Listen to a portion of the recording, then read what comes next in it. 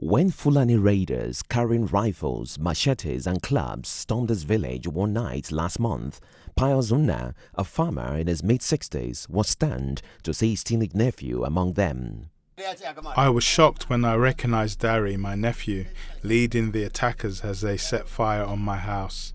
He was telling them to search very well, that there would be people for them to kill, but cautioned them not to burn the room he and my son, his cousin, used to study in after school.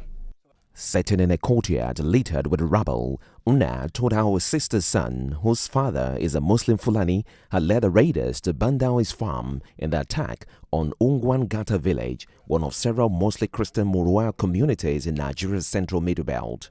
Locals and officials said the March 14 raids by Fulani herders on Ungwangata and two other villages killed at least 149 people. Fulani leaders said their own people had been attacked previously and had a right to defend themselves. In a sign the currents of violence may feed from each other, Boko Haram has invoked lack of justice in the Middle Belt killings as justification for its attacks on Christians, including bombings against churches in Plateau and Kaduna states.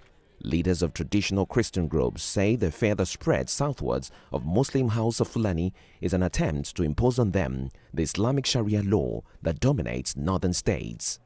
Right now, we don't even know whether it is the Boko Haram that is been spilling over to us, or it is our indigenous Fulanis that we used to live together, they are the ones that are coming back to kill our people.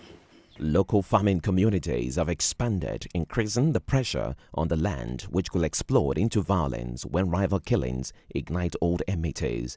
Isa Adamu, a 37-year-old nomadic Fulani, says Fulanis who have settled in local communities often help out the raiders. Some of us who are settled in a particular village live peacefully with the host farming community.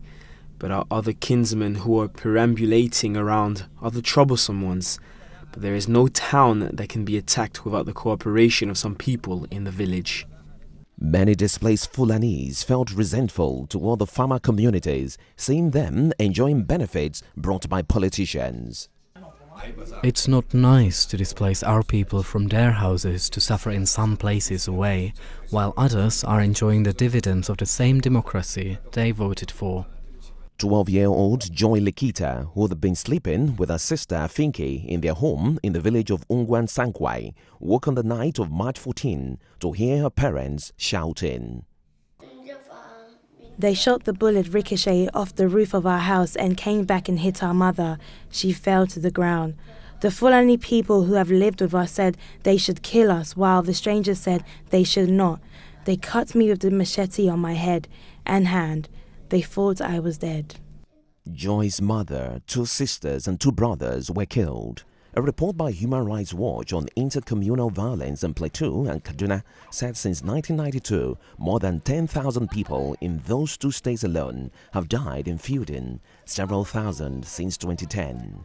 Nigeria, named and created by its British colonial rulers in 1914, was always an artificial formation patching together disparate and often historically antagonistic peoples, principally the largely Muslim Fulani, Hausa and Kanuri of the north, and the Yoruba, Igbo and other peoples of the now mostly Christian south, roughly split across the Middle Belt fault line. The 1967 to 1970 Biafran War, in which the Igbo Easterners tried and failed to form their own breakaway independent state, was the first great sign of Nigeria's lack of unity. Now, with violence intensifying and an election coming up, there are fears that what British author Frederick Forsyth, who wrote about the Biafran War, called Nigeria's attempted marriage of the irreconcilables, will be tested.